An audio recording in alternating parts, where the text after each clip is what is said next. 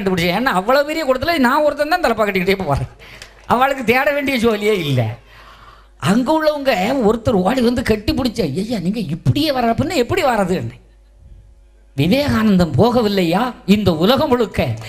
அவன் கேட்டானாமே, அந்த விவேகானந்தன் கேட்டானே, 100 இளைஞர்கள் வரட்டும் திறம் படைத்தவர்கள், இந்த உலகத்தையே மாற்றுகிறேன் என்றானே. இன்று இளைஞர்கள் இருக்கிறார்கள், விவேகானந்தனை காணவில்லை. என் இளைய சமுதாயம் சரியாக இருக்கிறதையா? ஆமா, இவன் இந்து மதத்துல சரியா தான் இருக்கான். புரட்டாசி மாசம்னா வேஷம் போடுறான், வெக்கப்படாம வேஷம் போட்டு குலசைக்கு போறான். அப்ப அவன் இளைஞன் தானே. ஆமா, முந்தி நம்ம ஆளு வெக்கப்படுவானே, பட்ட புடைக்கும் கொட்டை புடைக்கும் நாம் புடைக்கும் வெக்கப்பட்டவன் தானே. இன்னைக்கு ஸ்டடியா இருக்காமல்ல. இவன் யாரு? அன்று அயோத்தி அமிர்த கங்கையில் அதெல்லாம் பத்த போட்ட பிள்ளை இல்லையா?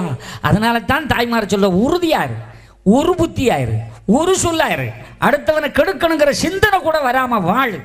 நம்மை வாழ வைக்கிற புத்தி உள்ளவன் இறைவன்.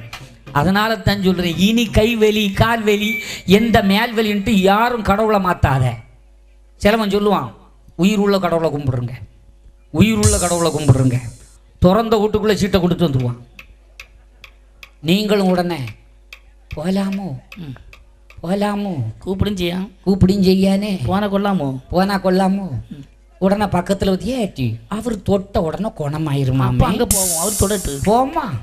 உடனே சொல்லுவா போலாம், தெருவில் எல்லாரும் பிடிச்சுட்டு இருக்கா, பார்த்தா ஒரு மாதிரி சிரிக்க மாட்டான், ஊத்து பாப்பால யாரையோட மூடிட்டு போயிருவோம். அது இதுக்கு தானா? முடுறியா நீ? முடுறியா? உங்களுக்கு தான் நல்லா தான் பட்டப்படுவான், வேஷம் போடுவான், எல்லாம் செய்வான். கடைசியில் காலேஜ் போனாலே யாரையாவது லவ்விக்கிட்டான்னு வை, அதுக்கு வர நம்ம ஆள் கோயிலுக்கு வர மாட்டான். இல்லை ஏன் கோயிலுக்கு வரல? அது என்னடா ஒன்றும் இல்லை, கல்யாணத்தில் ஒரு சிக்கல். ஏன் நல்லா தானே இருந்தாரு. ஆமாம், நான் ஒரு வேற மதத்து பொண்ணை காதலிக்கேன். ஆமாம், அதுக்கும் கடவுளை கும்பிட்றேக்குல்ல.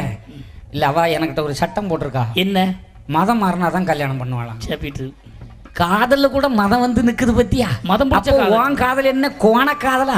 நீ என்ன மாக்கானா? நீ என்ன மாக்கானா? ஆம்பளை இல்லையா? இல்லையா? அதானே. எவனாவது இன்ட்ரோல்ல பேரை மாத்தாத.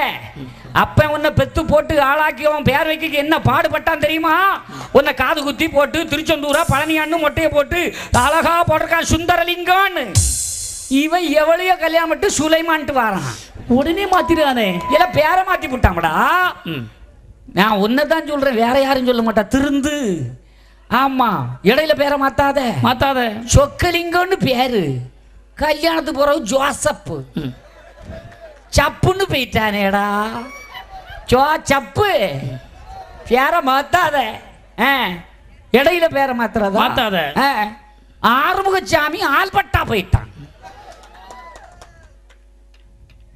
காதலி அது தப்பே கிடையாது. ஆனா கல்யாணம் பண்ணாத, அதான் மாபெரும் தப்பு. ஏண்டா இப்படி கை தட்டுறிய ராசா? அவர் சொன்ன உடனே அவருக்கு சப்போர்ட்டாவா? உண்மைதானே. கல்யாணம் பண்ண யாரை விரும்புனியோ அவளை தான் கல்யாணம் பண்ண, அவ்வளவுதான் கட்டணும். ஆனா மதம் மாறி மட்டும் கல்யாணம் பண்ணார். அப்படி போடு. இந்துவாக பிறந்தாய், இந்துவாக வாழடா, இந்துவாக வாழ்கிறாய், இந்துவா சாவடா.